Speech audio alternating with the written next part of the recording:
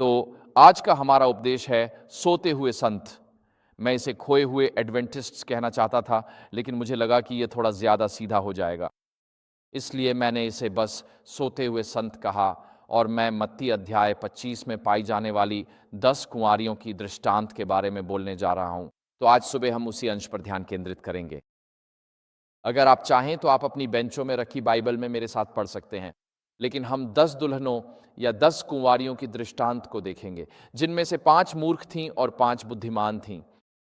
और ये एक दृष्टांत है जिसे तब सिखाया जाता है जब हम यीशु के आगमन की प्रतीक्षा कर रहे होते हैं। इसलिए यह दृष्टांत हमारे समय के लिए भी प्रासंगिक है जिसमें हम जी रहे हैं। जैसा कि आप स्क्रीन पर देख सकते हैं, यही आज की हमारी यात्रा है। परिचय के बाद हम मूर्ख कुंवारियों को देखेंगे, फिर हम बुद्धिमान कुंवारियों को देखेंगे, उसके बाद हम दूल्हे के आगमन को देखेंगे और अंत में हम अपने निष्कर्ष पर पहुंचेंगे। तो यही यात्रा है जो हम आज सुबह यीशु के इस दृष्टांत को मत्ती अध्याय 25 में देखते हुए करेंगे। 25। तो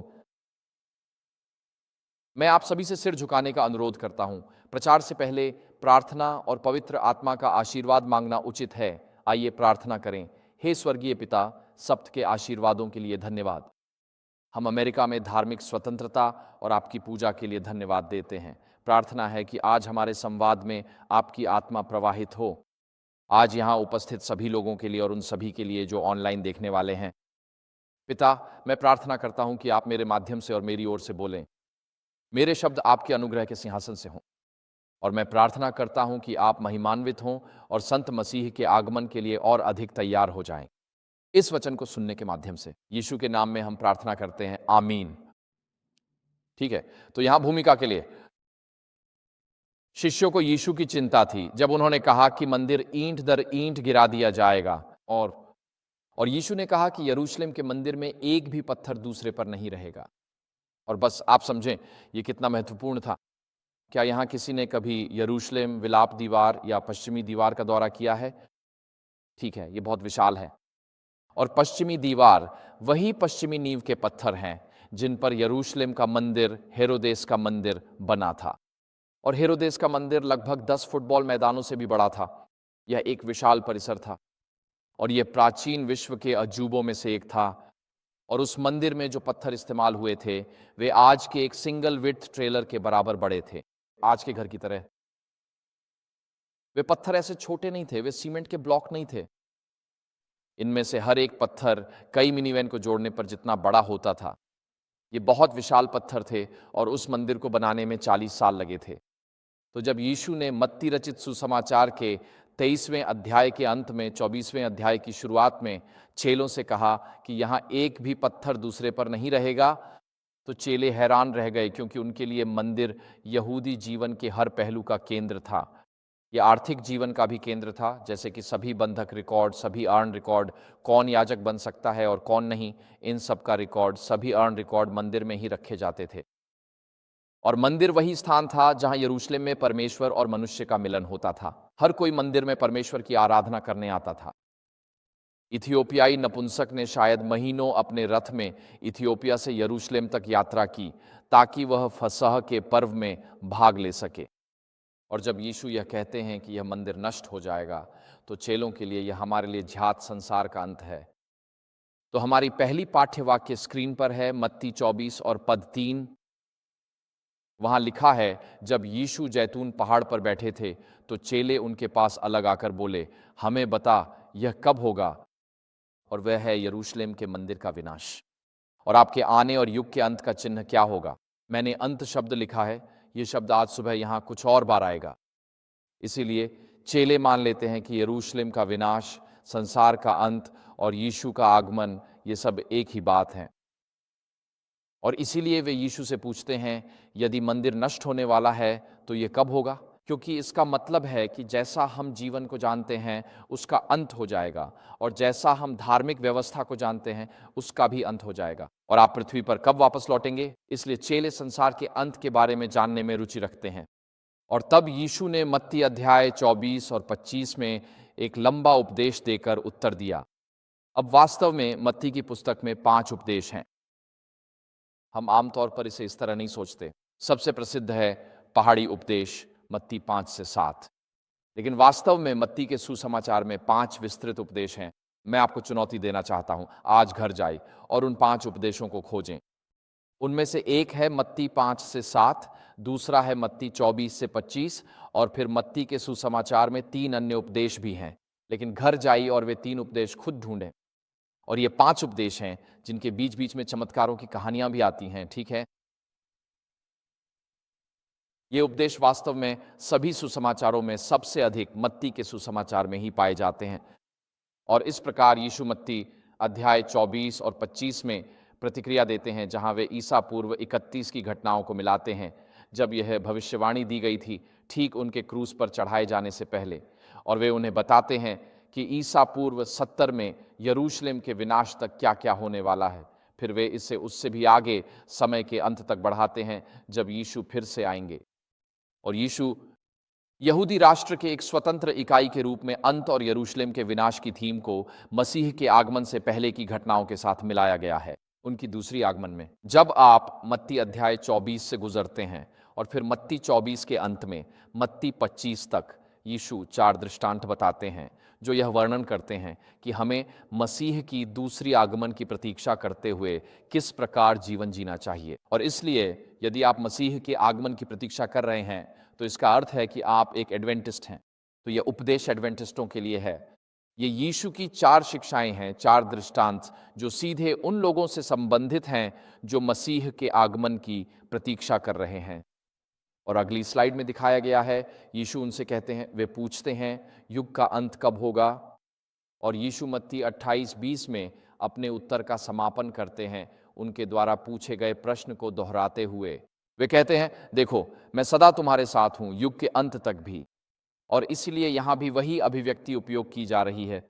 शिष्य युग के अंत के बारे में जानना चाहते हैं और यीशु सबसे पहले उनसे कहते हैं, यह मायने नहीं रखता कि यरूशलेम के पतन और मेरे दूसरे आगमन के बीच क्या होने वाला है।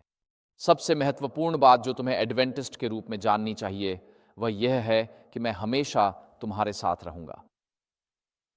जीवन में कुछ भी हो जाए, कोई फर्क नहीं पड़ता कि राष्ट्रपति कौन है या कांग्रेस में कौन है, क्रांतियां और विश्व युद्ध हों या ना हो, मैं अपने शिष्यों के साथ अंत तक रहूंगा।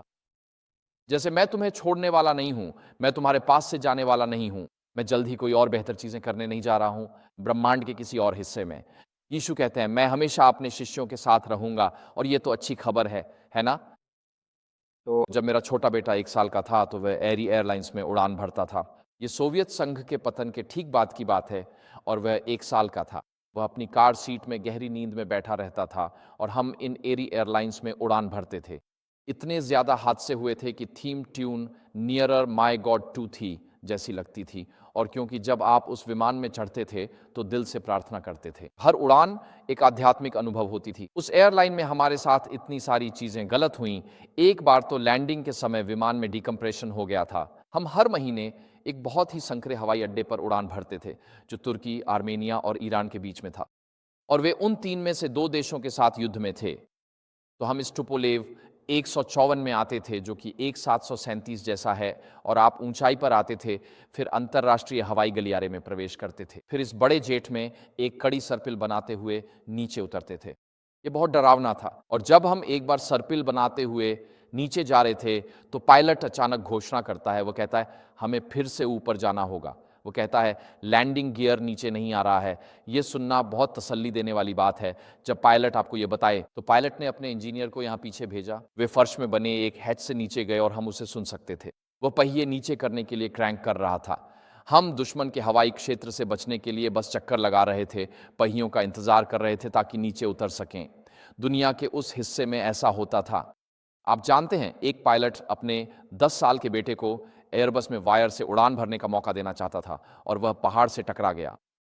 एक और पायलट ने लैंड करने की कोशिश की और रनवे पर एक स्नोप्लो छोड़ दिया गया था और विमान सीधे स्नोप्लो से टकरा गया और जाहिर है लोग मारे गए। और एक और घटना थी जहां स्थानीय हवाई अड्डों में से एक में एक गार्ड था जो बोर हो रहा था। वो बस बोर हो रहा था, तो उसने फैसला किया कि वह आते विमानों पर उसने AK-47 से हमला किया। 30 सवारियों वाला वह याक 40 गिर गया और सभी मारे गए। तो इन स्थानीय एयरलाइनों में उड़ान भरना एक गहरा आध्यात्मिक अनुभव था। और मैं अपनी पत्नी के साथ जाता हूँ। और उस समय हमारा एक छोटा बेटा था, डेविड, और वह अपनी कार सीट में होता था और पूरी उड़ान के दौरान वह गहरी नींद में शांति से सोता रहता था। ऐसा क्यों था? क्योंकि वह अपनी माँ और पापा के साथ था। उसे बाहर हो रही सारी बकवास की समझ नहीं थी। वह सिर्फ 1 साल का था, लेकिन वह अपनी माँ और पापा के साथ था और इसलिए उसे पता था कि वह ठीक रहेगा। वह शांत था। और यीशु चाहते हैं कि हम जान लें कि बाहर चाहे कुछ भी हो रहा हो, मैं हमेशा तुम्हारे साथ रहूंगा, युग के अंत तक भी। हम बाहर हो रही हर चीज को नहीं समझते, लेकिन मैं तुम्हारे साथ रहूंगा। तो शिष्य इस बात को लेकर चिंतित हैं कि युग के अंत तक क्या होने वाला है। और यीशु जवाब देते हैं, मैं हमेशा तुम्हारे साथ रहूंगा युग के अंत तक। जैसे सब ठीक हो जाएगा, हम इससे पार पालेंगे। और इसलिए अगला पार्ट जो आप स्लाइड पर देख रहे हैं, उसमें 4 शिक्षाएं दी गई हैं। कुछ लोग उन्हें दृष्टांत पैराबल्स कहते हैं। मेरी बाइबल पहले 3 को दृष्टांत पैराबल्स कहती है। पहला दृष्टांत है अविश्वासी सेवक का, मत्ती 24:45 से 51। और यह दृष्टांत सिखाता है कि यदि परमेश्वर ने आपको मसीह की देह में किसी जिम्मेदारी के पद पर रखा है, तो परमेश्वर आपको उत्तरदायी ठहराता है कि आप अपने भाई बहनों के साथ कैसा व्यवहार करते हैं और अपनी जिम्मेदारियों को कैसे निभाते हैं। उदाहरण के लिए, मैं अपने जीवन का अधिकांश समय एक नियोक्ता रहा हूं। मैं हमेशा प्रशासनिक पदों पर रहा हूं और एक बात मैंने बहुत जल्दी सीख ली थी कि वेतन हमेशा समय पर देना चाहिए।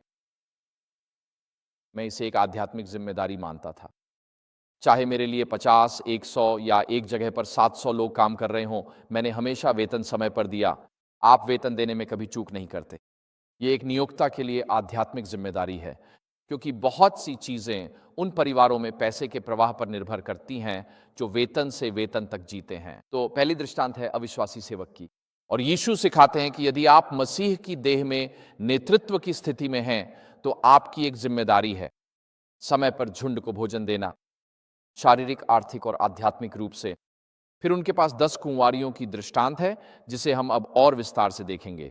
फिर मत्ती 25:14-30 की प्रतिभाओं का दृष्टांत सिखाता है कि प्रभु के आने तक अपनी प्रतिभाओं का उपयोग उसकी महिमा के लिए करें। इसके बाद भेड़ों और बकरियों का दृष्टांत है, जिस पर मेरे प्रचार के दौरान किसी ने मुझे टोका था।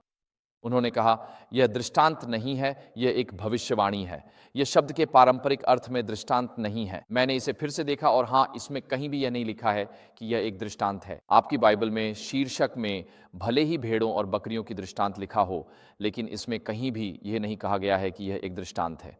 यह अधिक एक रूपक के रूप में दी गई भविष्यवाणी जैसी है, आप ऐसा कह सकते हैं। भेड़ें और बकरियां दृष्टांत हैं या नहीं, इस बहस के बजाय मुख्य बात यह है कि यीशु सिखाते हैं कि हमारा अनंत परिणाम सही धर्मशास्त्र से नहीं, बल्कि जरूरतमंदों के साथ हमारे व्यवहार से तय होता है। आपके समुदाय के गरीब लोग, वह अकेली माँ जो इस महीने किराया नहीं दे सकती, वह परिवार जो भारी भरकम मेडिकल बिलों से जूझ रहा है। जब मैं खबरों में देखता हूँ कि किसी इंजीलवादी चर्च ने अपने समुदाय के लोगों के लिए $50 लाख के मेडिकल बिल चुका दिए हैं, तो मैं सोचता हूँ उस चर्च के लिए परमेश्वर का धन्यवाद हो कि वे न सिर्फ बिल चुका रहे हैं, बल्कि वे उस भारी आर्थिक तनाव को भी कम कर रहे हैं जिसके नीचे आजकल बहुत से लोग जी रहे हैं। और इसलिए आज हम मूर्ख यानी 10 कुंवारियों के दृष्टांत पर ध्यान केंद्रित करेंगे। कुछ संस्करणों में इसे 10 दुल्हन सहेलियाओं भी कहा गया है। और हम शुरुआत करेंगे 5 मूर्ख कुंवारियों को देखकर। तो पाठ में वहाँ 5 मूर्ख कुंवारियां हैं। मुझे नहीं पता कि मैंने वह तस्वीर क्यों चुनी थी। जब मैंने इसके लिए वह तस्वीर चुनी थी, तो वह मुझे सही लगी थी। शायद इसका कारण यह है कि वे इस संसार की चिंताओं में इतनी उलझी हुई हैं, जैसे मरकुस 4 में पत्थरीली भूमि के दृष्टांत में बताया गया है। लेकिन मत्ती 25 और पद 1 में यहीं से दृष्टांत शुरू होता है और इसमें लिखा है, तब स्वर्ग का राज्य ऐसा होगा, 10 दुल्हन सहेलियां अपनी दीपक लेकर दूल्हे से मिलने गईं। आजकल ज्यादातर शादियां दोपहर के आसपास होती हैं, क्योंकि उस समय रोशनी सबसे अच्छी होती है और तस्वीरें साफ आती हैं। और सर्दियों में मैंने मिशिगन में देखा है कि लोग आमतौर पर शादियां शाम को किसी बड़े हॉल में करते हैं। मिशिगन में आजकल कम से कम सर्दियों में लोग बाहर शादियां नहीं करते, खासकर गर्मियों और सर्दियों में। लेकिन उन दिनों में होता यह था कि दुल्हन दूल्हे के आने का इंतजार करती थी और दूल्हा अपने पिता के घर पर रहता था।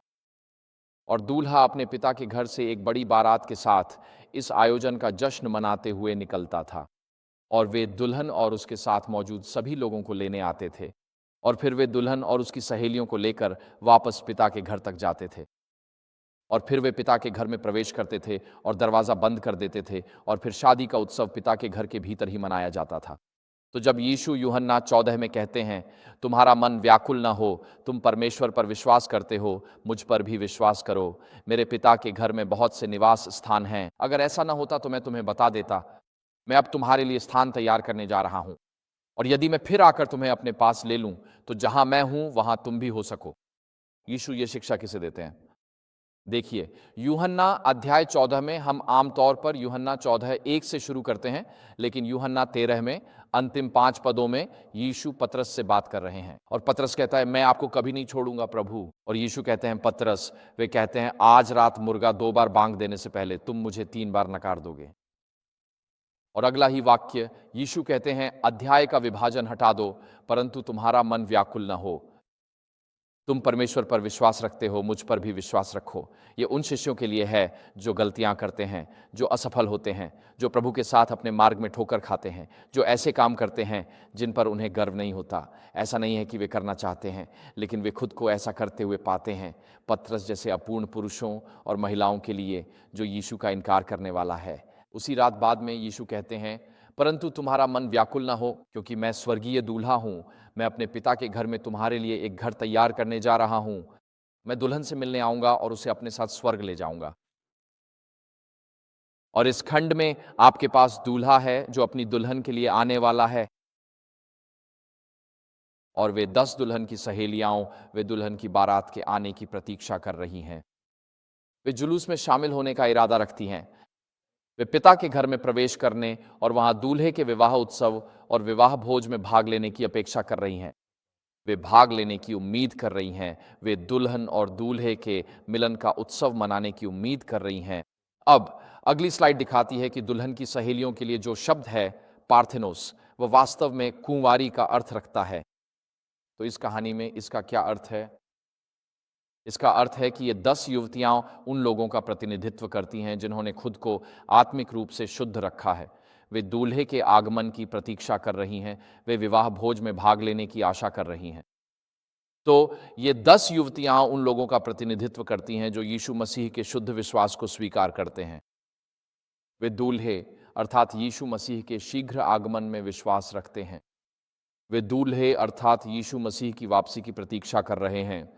तो वे 10 दुल्हन सहेलियां मूल रूप से एडवेंटिस्ट हैं, 7वें दिन के एडवेंटिस्ट के अर्थ में नहीं, जैसे कि चर्च की औपचारिक सदस्यता में, बल्कि वे स्वर्गीय दूल्हे के आगमन या आगमन की प्रतीक्षा कर रही हैं। और उन्हें दुल्हन सहेलियां कहा गया है। वे शुद्ध हैं, शब्द है पार्थेनोस अर्थात कुंवारी, क्योंकि वे यह दावा करती हैं कि उनका विश्वास शुद्ध है। ये वे लोग हैं जो यीशु के आगमन की प्रतीक्षा में शुद्ध विश्वास का दावा करते हैं, पर सब ठीक नहीं है। उन 10 सहेलियों ने अपनी दीपक ली। यहाँ दीपक परमेश्वर के वचन का प्रतिनिधित्व करता है। भजन संहिता 119, 105 में लिखा है, तेरा वचन मेरे पांव के लिए दीपक और मेरे मार्ग के लिए प्रकाश है। और इसीलिए वे 10 दुल्हन सहेलियां उन लोगों का प्रतिनिधित्व करती हैं जो दूसरे आगमन की प्रतीक्षा कर रहे हैं। उनके पास परमेश्वर का वचन है। वे जानते हैं कि परमेश्वर का वचन कहता है कि स्वर्गीय दूल्हा अपने लोगों के लिए वापस आ रहा है। तो उनके पास बाइबल है। वे शुद्ध विश्वास का दावा करते हैं और वे इस अर्थ में एडवेंटिस्ट हैं कि वे यीशु मसीह के आगमन की प्रतीक्षा कर रहे हैं।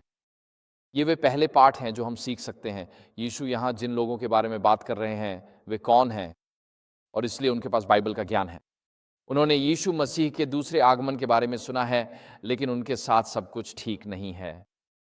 उन्होंने खुद को आत्मिक रूप से शुद्ध रखने की कोशिश की है, लेकिन इस समूह में कुछ समस्याएं हैं। अगला पाठ उनके समस्याओं के बारे में बताना शुरू करता है। इसमें लिखा है कि उनमें से 5 मूर्ख थीं और 5 बुद्धिमान थीं। अब हमेशा अच्छा होता है कि हम शास्त्र की व्याख्या शास्त्र से ही करें। पर्वत पर दिए गए उपदेश के अंत में यीशु हमें उस बुद्धिमान व्यक्ति की कहानी सुनाते हैं जिसने अपना घर चट्टान पर बनाया और मूर्ख व्यक्ति ने अपना घर रेत पर बनाया। और बुद्धिमान के लिए जो शब्द है वह मत्ती 25 और मत्ती 7 दोनों में एक ही है। और मूर्ख शब्द मूर्ख कुंवारियों और मूर्ख व्यक्ति के लिए वही शब्द मत्ती 25 में भी इस्तेमाल हुआ है, जैसा कि मत्ती अध्याय 7 में हुआ है। तो इन दोनों समूहों के बीच अंतर यह है कि बुद्धिमान कुंवारियों ने संकेत रूप में अपना जीवन परमेश्वर के वचन पर बनाया है, जबकि मूर्ख कुंवारियों के पास प्रकाश है, दीपक है, अर्थात उनके पास परमेश्वर का वचन है, लेकिन वे यीशु की शिक्षाओं पर अपना जीवन बनाने में असफल रहीं। बाइबलें अलमारियों पर धूल जमा रही हैं। जब आप कहते हैं आज हम हबक्कुक 2 देखेंगे, तो उन्हें नहीं पता कि बाइबल में हबक्कुक कहाँ है, क्योंकि वह उनके लिए एक अजनबी किताब है। अगर आप उनसे कहें चलो बाइबल अध्ययन करते हैं, ओह मुझे नहीं पता बपतिस्मा के सिद्धांत पर, तो उन्हें नहीं पता होगा कि बाइबल में कहाँ देखना है। अगर कोई उनसे कहे क्या आप हमें उस विश्वास का उत्तर दे सकते हैं जिसे आप प्रिय मानते हैं, वे उत्तर देने में असमर्थ होंगे। वे कहेंगे मुझे इस पर थोड़ा शोध करने दीजिए। तो उनके पास परमेश्वर का वचन है, वे यीशु के आगमन की प्रतीक्षा कर रहे हैं, उनके पास वह है जिसे वे शुद्ध विश्वास मानते हैं, लेकिन वे इसमें मूर्ख हैं। उन्होंने अपने हाथों में दीपक या अपनी अलमारियों पर रखे परमेश्वर के वचन को अपने जीवन की नींव नहीं बनने दिया है। मैं आज यहाँ हम सभी को एक चुनौती देना चाहता हूँ। हम अपने जीवन को यीशु मसीह की शिक्षाओं पर किस हद तक आधारित कर रहे हैं? मेरा मतलब है सच में। मैं कुछ ऐसे मुसलमानों से मिला जो सुसमाचार को किसी भी ईसाई से बेहतर जानते थे। चूंकि यीशु ही मसीह हैं, इसलिए हमें जीवन के हर पहलू में उनकी शिक्षाओं को जानना आवश्यक है। इसलिए मैं प्रोत्साहित करता हूं कि बुद्धिमान कुंवारियां बनने के लिए हमें अपना जीवन यीशु मसीह की शिक्षाओं पर आधारित करना होगा। हमें उनकी शिक्षाओं को स्वयं जानकर उनके सिखाने के उद्देश्य को समझना चाहिए और प्रार्थना करनी चाहिए कि पवित्र आत्मा इन्हें जीवन में लागू करना सिखाए। इसलिए चाहे आप रोजाना और कुछ भी पढ़ें, जानबूझकर अपने मन को चारों सुसमाचारों में से किसी एक में यीशु की किसी शिक्षा से पोषित करें। क्योंकि जब यीशु कहते हैं मूर्ख व्यक्ति ने अपनी घर चट्टान पर बनाया, तो वह जिस चट्टान की बात कर रहे हैं वह उसी उपदेश में मसीह की शिक्षा है। यहाँ चट्टान मसीह की शिक्षाएं हैं, और यदि आप अपना जीवन मसीह की शिक्षाओं पर आधारित करते हैं तो यह जीवन की आंधियों का सामना कर सकेगा। लेकिन यदि आप अपना जीवन CNN, फॉक्स, वीडियो गेमिंग और ऐसी ही चीज़ों की फिजूल बातों पर बनाते हैं, तो जब जीवन में तूफान आएंगे तो आपने जो घर बनाया है वह ढह जाएगा, क्योंकि यह किसी ठोस चीज़ पर आधारित नहीं है। और इसलिए हमारे पास यहाँ ये 10 कुंवारी कन्याएं हैं। उन सभी के पास परमेश्वर का वचन है, उन सभी के पास एक दीपक है, लेकिन सभी अपने जीवन को मसीह की शिक्षाओं पर आधारित नहीं कर रहे हैं। वे परमेश्वर के वचन को अपने हृदय में संजो कर नहीं रखते। उनकी बाइबलें शेल्फ पर धूल जमा रही हैं। वे नाम मात्र और शारीरिक रूप से एडवेंटिस्ट आंदोलन में हैं, लेकिन आत्मिक रूप से उनका जीवन परमेश्वर के वचन की ठोस चट्टान के बजाय बदलती रेत पर आधारित है। ये एक गंभीर विचार है ना? और अगर आप इसे इस दृष्टिकोण से देखें तो कोई भी मूर्ख से बुद्धिमान बन सकता है। हमारे द्वारा रोज किए गए चुनावों और निर्णयों के माध्यम से जहां हम अपने समय को प्राथमिकता देते हैं, हम सभी के पास दिन में 24 घंटे होते हैं। किसी के पास भी समय के मामले में किसी और से ज्यादा संपत्ति नहीं है। तो यह वास्तव में हमारे जीवन में प्राथमिकता का सवाल बन जाता है। क्या परमेश्वर के साथ मेरा चलना मेरी प्राथमिकता है, या फिर यह कुछ ऐसा है जो हर सप्त सुबह 2 घंटे के लिए मेरे अन्यथा सांसारिक अस्त व्यस्त जीवन में बस घुसपैठ कर जाता है? क्या यह मेरी प्राथमिकता है, या फिर अपने जीवन को मसीह की शिक्षाओं पर आधारित न करना मेरी प्राथमिकता है? मत्ती 25 और 3 आयत, अगली आयत में यीशु आगे कहते हैं, जब मूर्खों ने अपनी दीपक लिए तो वे अपने साथ तेल नहीं ले गए। तो अगली आयत यही है, जब मूर्खों ने अपनी दीपक लिए तो वे अपने साथ तेल नहीं ले गए। और हम जानते हैं कि तेल पवित्र आत्मा का प्रतीक है। हम यह जकरयाह अध्याय 4 आयत 4 से 14 से लेते हैं। तो इस अंश में यीशु 2 प्रकार के एडवेंटिस्टों का वर्णन करते हैं। यह सिर्फ इतना नहीं है कि वे शुद्ध विश्वास का दावा करते हैं, और यह भी उतना महत्वपूर्ण नहीं है कि उनके पास वचन और दीपक है। वे केवल मसीह के आगमन की प्रतीक्षा नहीं कर रहे। सच तो यह है, शैतान भी मसीह के आगमन का प्रतीक्षारत है, क्योंकि वह जानता है कि उसका समय कम है। और दुष्ट आत्माएं जब वे यीशु का सामना करती हैं, जानती हैं कि यीशु फिर से आने वाले हैं। क्या तुम हमारे कष्ट देने के लिए नियत समय से पहले आ गए हो? वे जानते हैं कि यीशु फिर से आने वाले हैं। तो आप कहते हैं कि मैं एक एडवेंटिस्ट हूं, मैं मसीह के आगमन की प्रतीक्षा कर रहा हूं, बधाई हो। इससे आप शैतान से अलग नहीं होते। कुछ तो अलग होना चाहिए। और ये भी सिर्फ इतना नहीं है कि आपके पास बाइबल है, क्योंकि शैतान जानता है कि उसका समय कम है। इसका मतलब है कि शैतान शास्त्र के बारे में जानता है, और शैतान पहला धर्मशास्त्री था। उत्पत्ति 3, क्या सच में परमेश्वर ने ऐसा कहा था? यही तो धर्मशास्त्री अक्सर कहते हैं। तो शैतान भविष्यवाणी का विद्यार्थी है। वो पृथ्वी पर पहला धर्मशास्त्री था। इससे उसका स्वभाव नहीं बदलता। उसका स्वभाव क्यों नहीं बदलता? क्योंकि उसके स्वभाव में कोई तेल नहीं है। यही फर्क है। 5 मूर्ख कुंवारियों के पास तेल नहीं है, लेकिन 5 बुद्धिमान कुंवारियों के पास तेल है। यही फर्क है। और यह पवित्र आत्मा का प्रतीक है।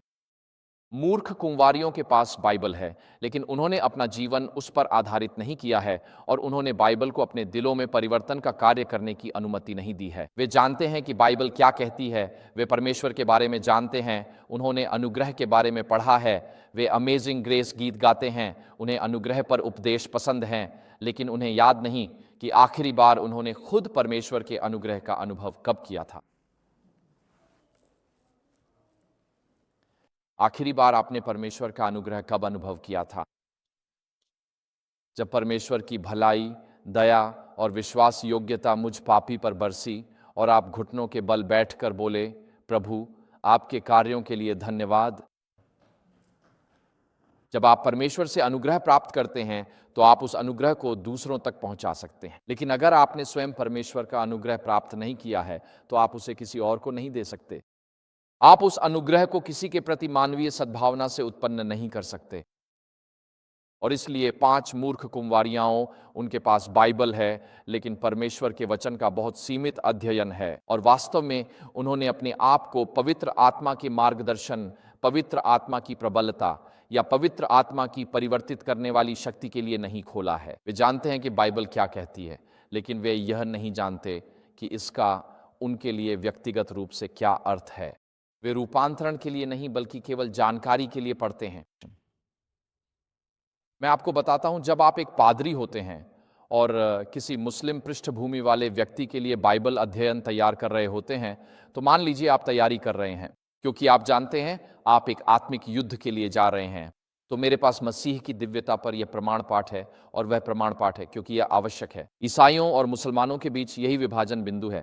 बाइबल अध्ययन तैयार करते समय आप युद्ध की तैयारी करते हैं, उपदेश की तैयारी में पवित्र आत्मा आपके हृदय को छुए ताकि वह दूसरों तक भी पहुंचे।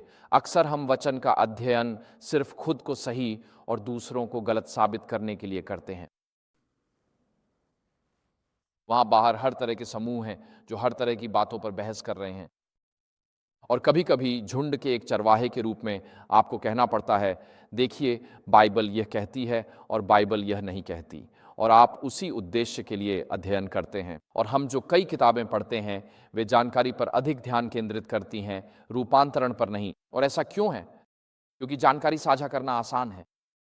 यह है कि आप मधुमेह से पीड़ित लोगों के लिए आहार कैसे तैयार करते हैं, ऐसी किताब बनाना आसान है। ये करो और ये मत करो। हमें इस तरह की किताबें पसंद आती हैं क्योंकि इसमें सिर्फ जानकारी होती है। लेकिन रूपांतरण एक उलझा हुआ काम है। रूपांतरण वहीं होता है जहां बात गहराई तक और व्यक्तिगत हो जाती है। रूपांतरण वहीं होता है जहां आप परमेश्वर के वचन को नहीं पढ़ रहे होते, बल्कि जब आप परमेश्वर का वचन पढ़ते हैं, तब पवित्र आत्मा भी आपके दिल को पढ़ रहा होता है। और जब आप रूपांतरण के लिए पढ़ते हैं, तो आप पूछ रहे होते हैं ताकि परमेश्वर आपको अपने वचन के दर्पण के माध्यम से प्रकट कर सके, ताकि परमेश्वर आपसे अपने वचन के द्वारा बात कर सके, ताकि वह इस प्रक्रिया में आपको बदल सके। जब आप रूपांतरण के लिए पढ़ रहे होते हैं, तो आप केवल ज्ञान के लिए नहीं पढ़ रहे होते, बल्कि आप उस किताब के दाता से मिलने के लिए पढ़ रहे होते हैं। आप इस वचन को इसलिए नहीं पढ़ रहे कि आप इसे साध लें, बल्कि इसलिए पढ़ रहे हैं कि परमेश्वर अपने वचन के द्वारा आपको साध ले। आप यह किताब इसलिए पीआरएच रहे हैं ताकि ईश्वर आपको आईना दिखा सके। एक समय मैं भी डिप्रेशन में था, मैं कुछ लोगों से बहुत नाराज था, ऐसा लोगों के जीवन में होता है, और मैं हर दिन बाइबल पढ़ रहा था। प्रभु, मुझे उम्मीद थी कि इसमें कोई ऐसा वचन हो जिसमें लिखा हो, मैं तेरे शत्रुओं को दंड दूंगा, जननांग और कुष्ठ रोग के साथ, और यही मैं पढ़ना चाहता था। और क्या मुझे वह वचन मिला? दुर्भाग्यवश नहीं। हालांकि मैं यही ढूंढ रहा था। मैं बहुत गुस्से में था। मैं चाहता था कि उन्हें सेंट विटस डांस और गठिया एक साथ हो जाए। मैं चाहता था कि उनके शरीर हमेशा गठिया के साथ फड़कते रहें। मैंने सपना देखा, प्रभु, जरूर कोई ऐसा शास्त्र होगा जिसमें आप मेरे दुश्मनों को दंडित करेंगे, उनके घरों पर हमला करेंगे और उनकी जिंदगी की हर कीमती चीज को नष्ट कर देंगे। और जब मैं बाइबल पढ़ रहा था तो मैं उन लोगों से नाराज था। हर सुबह मुझे यही मिलता था कि पवित्र आत्मा कहता, लेकिन कॉनराड, तुम्हारे दिल में एक ऐसी चीज है जो आध्यात्मिक रूप से अच्छी नहीं है और मुझे तुम्हारी हालत की चिंता है। मैं उन बाकी लोगों का ध्यान रख लूंगा, लेकिन तुम्हारे दिल का क्या? और इसीलिए हम इन मूर्ख कुंवारियों को पढ़ते हैं। वे सत्य की ओर आकर्षित होती हैं, लेकिन अपने चरित्रों पर पवित्र आत्मा के कार्यों के लिए उतनी खुली नहीं होती। वे कलीसा में इतिहास, सींगों, मुकुटों, तिथियों और पशुओं के आहार के साथ आती हैं, और 20 साल बाद भी उनके चरित्र में कोई परिवर्तन नहीं आता। वे ज्ञान के साथ आती हैं, लेकिन अपने साथ वासना, डर, कड़वाहट और गुस्सा भी लाती हैं। और 20 साल बाद भी उनके जीवन में शरीर के वे कार्य अब भी स्पष्ट रूप से दिखाई देते हैं। वे आत्मा के फल के रूपांतरण का अनुभव नहीं करते। ऐसा कई कई चर्चों में होता है। वे सुसमाचार से आकर्षित होते हैं, लेकिन उनके दिल के सिंहासन पर स्वयं ही बैठा रहता है। और यही बात सुसमाचार की सच्चाई को उनकी जिंदगी में गहराई से जड़ें जमाने और मसीह सदृश चरित्र उत्पन्न करने से रोक देती है। ये मूर्ख खुंवारियाँ, हाँ, ये एडवेंटिस्ट हैं, ये सत्य के सिद्धांत से परिचित हैं, लेकिन सुसमाचार ने उनकी ज़िंदगी में कोई वास्तविक बदलाव नहीं लाया है। वे सतही नाम मात्र के अनुभव से संतुष्ट हैं। इसका परिणाम यह होता है कि वे परमेश्वर के बारे में जानते हैं, लेकिन वे परमेश्वर को व्यक्तिगत रूप से नहीं जानते। और इसी कारण जब वे मृत्युशैया पर पहुंचते हैं तो बहुतों को उद्धार का कोई आश्वासन नहीं होता। और मैं देखता हूं कि बहुत से लोग जिन्होंने अपना पूरा जीवन मसीही बनकर बिताया है, वे अपनी मृत्युशैया पर इस डर से कांपते हैं कि वे बिना उद्धार के आश्वासन के मरने जा रहे हैं। ऐसा बहुत बार होता है। उद्धार का आश्वासन न होना एक त्रासदी है, विशेषकर यीशु मसीह के एक शिष्य के लिए। यदि आप एक शिष्य हैं तो आप वहां जा रहे हैं जहां वह आपको ले जाता है। वह आपको उन स्वर्गीय प्रांगणों तक ले जाना चाहता है। यदि मुझे विश्वास है कि वह मुझे मृत्यु की घाटी से ले जाएगा तो मैं सदा के लिए प्रभु के घर में वास करूंगा। 23वां भजन यही कहता है। यदि मुझे भरोसा है कि वह मेरा मार्गदर्शन करेगा तो संदेह क्यों? यदि वह मृत्यु की घाटी का मार्ग जानता है तो वह सक्षम है। मुझे अपने शत्रुओं के सामने भोजन करना पड़ेगा, लेकिन मैं यह भी जानता हूं कि उसकी लाठी और उसका डंडा वे मेरी रक्षा करेंगे।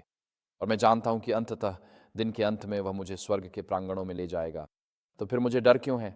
मेरे पास उद्धार का कोई आश्वासन क्यों नहीं है? क्योंकि जब मैं अपनी नज़रें उस पर टिकाए रखता हूं जिसका मैं अनुसरण कर रहा हूं, तो मुझे उद्धार का आश्वासन मिलता है, क्योंकि वह जानता है कि मुझे वहां कैसे पहुंचाना है और मैं नहीं जानता। सिस्टर व्हाइट इस पर टिप्पणी करती हैं। यह हमारी अगली स्लाइड पर है। वह कहती हैं, ये एक गंभीर बयान है जो मैं कलीसिया से कर रही हूँ कि कलीसिया की पुस्तकों में जिनके नाम दर्ज हैं, उनमें से 20 में से एक भी अपनी सांसारिक यात्रा समाप्त करने के लिए तैयार नहीं है, और वे संसार में उतने ही निःसंदेह परमेश्वर के बिना और आशा के बिना होंगे जितना कि एक सामान्य पापी होता है। वे नाम के लिए प्रभु की सेवा करते हैं, पर ममता की सेवा में अधिक उत्साही हैं, पापियों जैसा जीवन जीते हैं, फिर भी मसीही होने का दावा करते हैं। पुस्तक क्रिश्चियन सर्विस, पृष्ठ 421। सोचिए वह क्या कह रही हैं। कलीसियाई सदस्यों में से 20 में से एक को भी उद्धार का भरोसा नहीं है, यानी कलीसिया में बपतिस्मा लेने पर भी आपके खो जाने की संभावना में 50% से अधिक है। 20 में से एक यानी 5%। तो अगर आप कलीसिया में बपतिस्मा लेते हैं और एक नाम मात्र मसीही अनुभव से गुजरते हैं, तो भी आपके खो जाने की संभावना 95% से अधिक है।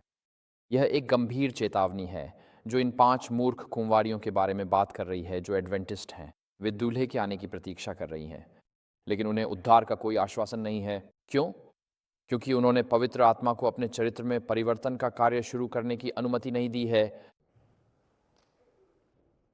बपतिस्मा के 5, 10, 30 साल बाद भी दिल में कोई बदलाव नहीं है। वे पवित्र आत्मा के साथ मिलकर उस परिवर्तन के कार्य को होने नहीं दे रहे हैं। तो अब हम बुद्धिमान कुंवारियों की ओर आते हैं। मेरी पत्नी कहती हैं कि मुझ में लोगों को उदास करने की अनोखी क्षमता है। तो मुझे उम्मीद है कि इस उपदेश के इस बिंदु पर आप सभी ठीक से उदास हो गए होंगे।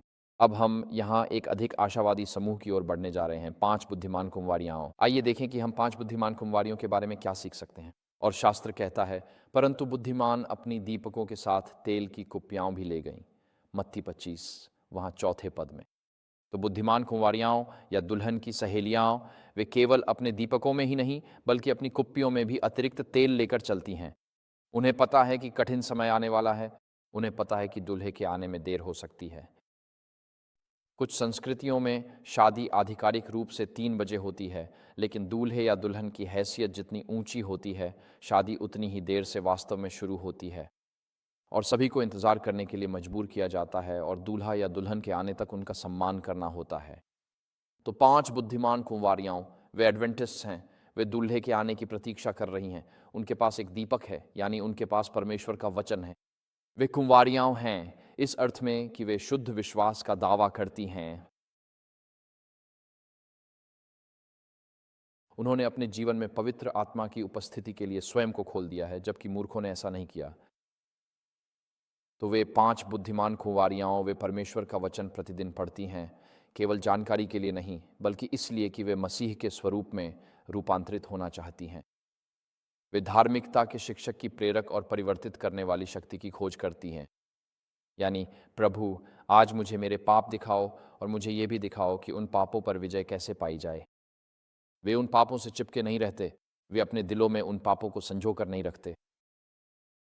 आप जानते हैं, यशायाह 59:1-2 में लिखा है, देखो, यहोवा का हाथ इतना छोटा नहीं है कि वह बचा ना सके, और उसका कान इतना भारी नहीं है कि वह सुन ना सके, परंतु तुम्हारे पापों ने तुम्हें परमेश्वर से अलग कर दिया है, जिससे वह तुम्हारी प्रार्थनाएं नहीं सुनता।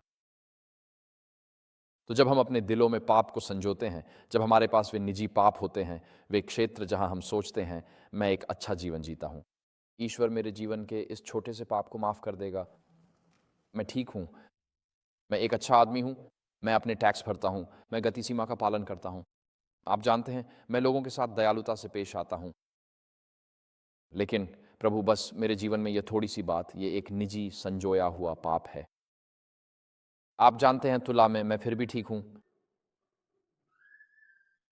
ये बुद्धिमान कुंवारियां नहीं हैं।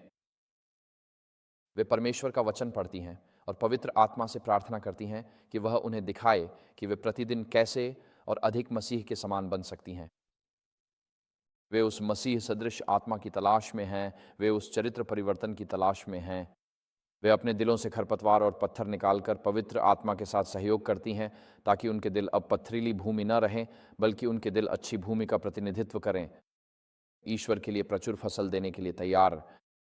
उनका ध्यान इस बात पर है कि वे परमेश्वर को जानें और परमेश्वर द्वारा पहचाने जाएं, न कि इस संसार की चिंताओं, धन के आकर्षण या संपत्ति की इच्छा पर। और यीशु मत्ती 25:5-6 में आगे कहते हैं, जब दूल्हा देर से आया तो वे सब ऊँघने लगे और सो गए।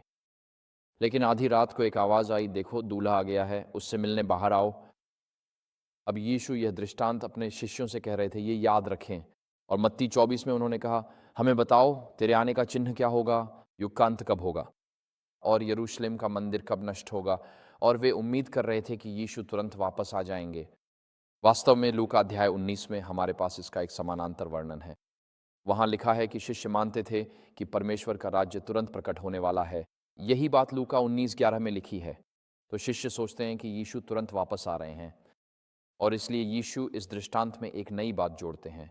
यहाँ वे विलंब की अवधारणा प्रस्तुत करते हैं। वे कहते हैं, दूल्हा देर से आया, तो जैतून पर्वत पर बैठे तुम 12 शिष्यों के लिए ये उतनी जल्दी नहीं होने वाला जितनी जल्दी तुम चाहते हो। यहाँ विलंब होने वाला है क्योंकि दृष्टांत में कहा गया है, दृष्टांत कहता है कि दूल्हा देर से आया और इसलिए यहाँ विलंब होने वाला है। और वह विलंब क्यों होने वाला है? खैर, डिज़ायर ऑफ एजेस की अगली स्लाइड में हमें इसका उत्तर मिलता है। वहाँ लिखा है, सुसमाचार को संसार में देकर हमारे पास यह शक्ति है कि हम क्या कर सकते हैं, हम अपने प्रभु की वापसी को शीघ्र कर सकते हैं। इस बारे में 1 मिनट के लिए सोचिए। हम यीशु मसीह की वापसी को कैसे शीघ्र कर सकते हैं? सुसमाचार को संसार में फैलाकर। हमें केवल प्रतीक्षा ही नहीं करनी है, बल्कि हमें परमेश्वर के दिन के आगमन को शीघ्र भी करना है। तो उन 10 कुँवारियों में से वे एडवेंटिस्ट जो दूल्हे के आने की प्रतीक्षा कर रहे हैं, वे सब बैठे हैं और जैसे कि वे वहीं सो जाते हैं। वे दूल्हे के आगमन को शीघ्र करने के लिए ज़्यादा कुछ नहीं कर रहे हैं, लेकिन सिस्टर व्हाइट यहाँ कहती हैं कि जब हम सुसमाचार को संसार में फैलाते हैं, तो हम प्रभु की वापसी को शीघ्र करते हैं। ये एक सुंदर सत्य है। हमें केवल प्रतीक्षा ही नहीं करनी है, बल्कि हमें परमेश्वर के दिन के आगमन को शीघ्र भी करना है। यदि परमेश्वर की कलीसिया ने वह कार्य किया होता जो प्रभु ने उसे सौंपा था, तो अब तक पूरे संसार को चेतावनी मिल चुकी होती और प्रभु यीशु सामर्थ्य और महिमा के साथ हमारे पृथ्वी पर आ चुके होते। क्या आपने कभी एक पल के लिए सोचा है कि मसीह के आगमन को शीघ्र करने का क्या अर्थ है? जब यीशु फिर से आएंगे, उसी क्षण सारी पीड़ा समाप्त हो जाएगी। ठीक उसी समय सब कुछ रुक जाएगा। सारे तलाक, सारी कैंसर, सारा अवसाद, सारी बीमारियां और सारी निराशा, हर चीज उसी क्षण रुक जाती है। जब यीशु फिर से आते हैं तो पशु जगत में भी अब और कोई पीड़ा नहीं रहती। सृष्टि अब उस पाप के बोझ तले नहीं कराएगी जो हमने उस पर लाद दिया है। इसीलिए जब आप यीशु मसीह के दूसरे आगमन की घोषणा करने के लिए परिश्रम करते हैं और लोगों को उसके राज्य में आमंत्रित करते हैं, उस महिमामय क्षण के लिए तैयार होने में आप समस्त मानव पीड़ा के अंत में योगदान दे रहे हैं। मेरे लिए ये एक सार्थक लक्ष्य है। मैं कोई मेडिक नहीं हूँ, मैं कोई EMT नहीं हूँ, नहीं, मैं कोई दंत चिकित्सक नहीं हूँ। आप जानते हैं, दंत चिकित्सक मानव पीड़ा को कम करते हैं और मेडिक्स भी ऐसा ही करते हैं। लेकिन जीवन में हमारा व्यवसाय या पेशा चाहे जो भी हो, हम मिशनरी गतिविधियों में भाग लेकर मसीह के दूसरे आगमन को शीघ्र ला सकते हैं और ऐसा करके हम पृथ्वी पर 9 अरब से अधिक लोगों की पीड़ा का अंत ला रहे हैं। मेरे लिए ये एक अत्यंत शक्तिशाली प्रेरक शक्ति है। पीड़ा हर जगह है। कोई फर्क नहीं पड़ता कि आप कितने शानदार घर में जाते हैं, हर दरवाजे के पीछे कोई ना कोई कहानी होती है और कोई ना कोई दिल किसी न किसी बात पर दुखी होता है। अपने 30 से अधिक वर्षों के पादरी कार्य में मैंने कभी भी ऐसी कोई परिवार नहीं देखा। मैंने कभी कोई ऐसा परिवार या घर नहीं देखा जिसकी अपनी कोई कहानी ना हो या कोई प्रार्थना ना हो। हर कोई किसी न किसी चीज़ से जूझ रहा है। और जब हम सुसमाचार प्रचार के कार्य में लगते हैं, जब हम मिशनरी कार्य में लगते हैं, जब हम ये तय करते हैं कि हम सुसमाचार को दुनिया तक पहुंचाएंगे, तो हम अपने प्रभु के आगमन को शीघ्र ला रहे होते हैं। मेरे लिए ये एक अत्यंत शक्तिशाली प्रेरक है और इसलिए वे बुद्धिमान कुंवारियां वे सभी मूर्ख कुंवारियों के साथ सो जाती हैं, क्योंकि वे वह नहीं कर रही जो परमेश्वर उनसे चाहता है। हालांकि वे बुद्धिमान कुंवारियां हैं, वे वास्तव में वह नहीं कर रही जो दूल्हा चाहता है, यानी उसके आगमन की घोषणा करना। दूल्हा अपनी दुल्हन के लिए लौटना चाहता है, लेकिन वह यह भी चाहता है कि कोई भी नाश न हो, बल्कि सब मन फिराव पश्चाताप करें और इस प्रकार उद्धार पाएं। और इसलिए इसमें देर हो रही है। तो बुद्धिमान कुंवारियों के पास एक कार्य है, और मेरी बात सुनिए बुद्धिमान कुंवारियां, उनके दीपक तब तक जलते रहते हैं जब तक दूल्हा दृष्टांत में नहीं आ जाता, जिसका अर्थ है कि उनके दीपक आधी रात के समय भी जल रहे हैं, क्योंकि शास्त्र कहता है कि दूल्हा आधी रात के समय आता है। अब रात का सबसे अंधेरा समय कौन सा है? आधी रात का समय। तो परमेश्वर चाहता है कि एक समूह हो, वे बुद्धिमान कुंवारियां जिनका विश्वास शुद्ध है, उनके पास वचन है, परमेश्वर के वचन से अपने हृदयों को बदलकर वे पृथ्वी के घोर अंधकार में यीशु के लिए चमक रहे हैं। उनके दीपक आधी रात के समय जल रहे हैं। हो सकता है वे वहां सो रहे हों और उनींदे हों, लेकिन वे यह ठान चुके हैं कि उनकी गवाही कभी बुझने नहीं देंगे, चाहे हमारे संसार पर कितनी भी आत्मिक अंधकार क्यों न छा जाए।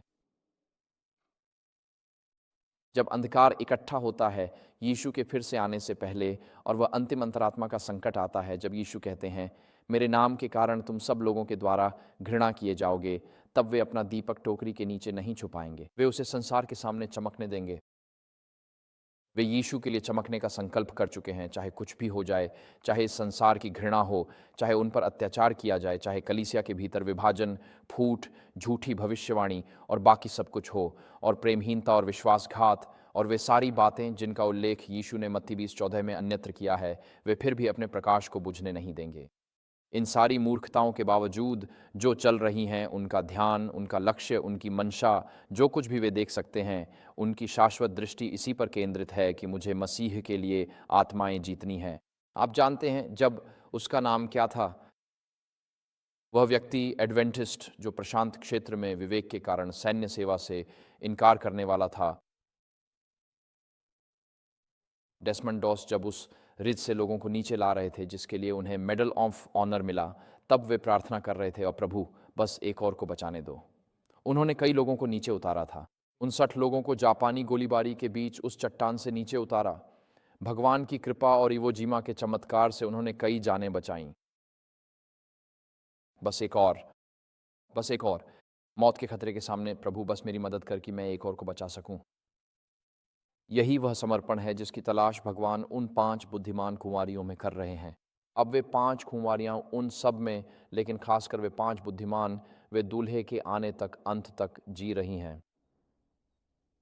इसका मतलब है कि वे पृथ्वी के अंतिम समय में जी रही हैं।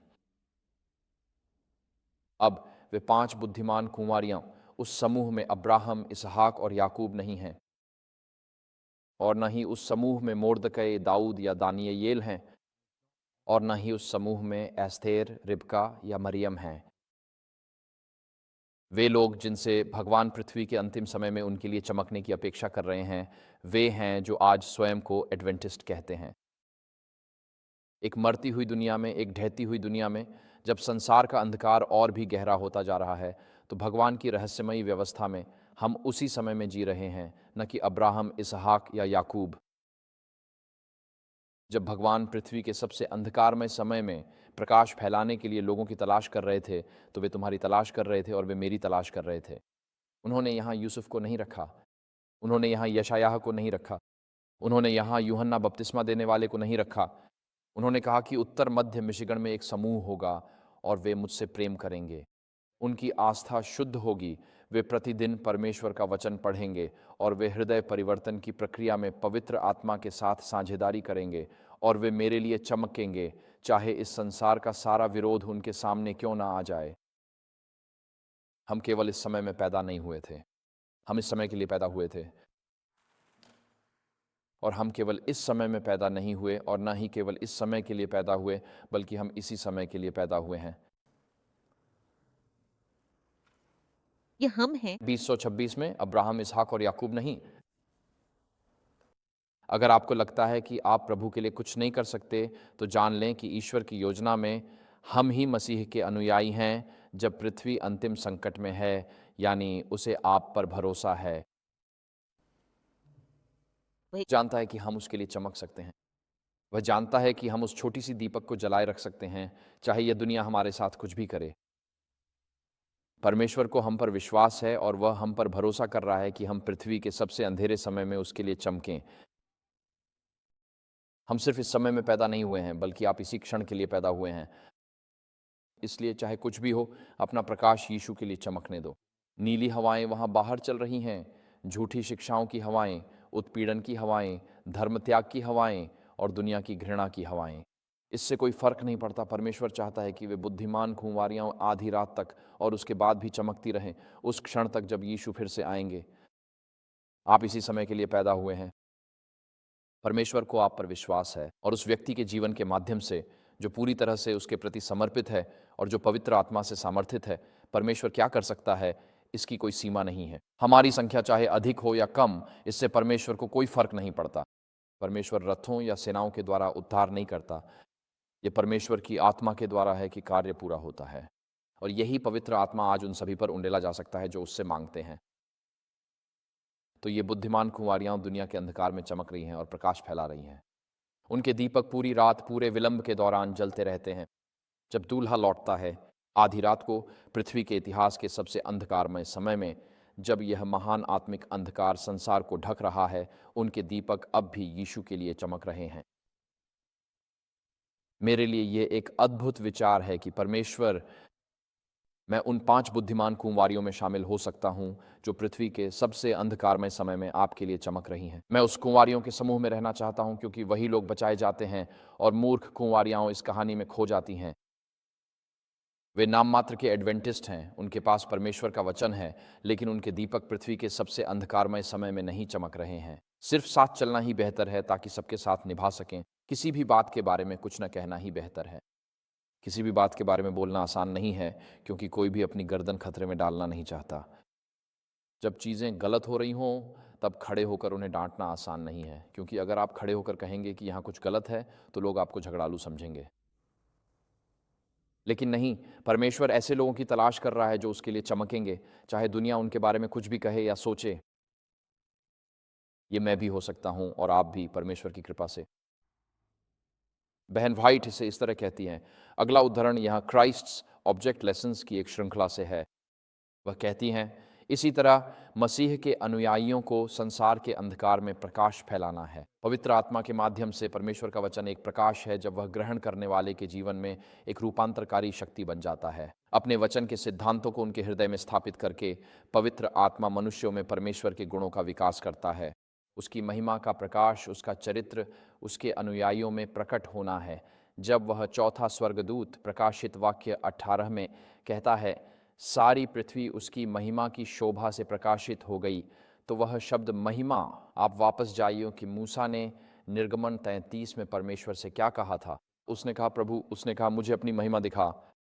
और निर्गमन 30:4 में परमेश्वर मूसा को एक चट्टान की दरार में छुपा देता है।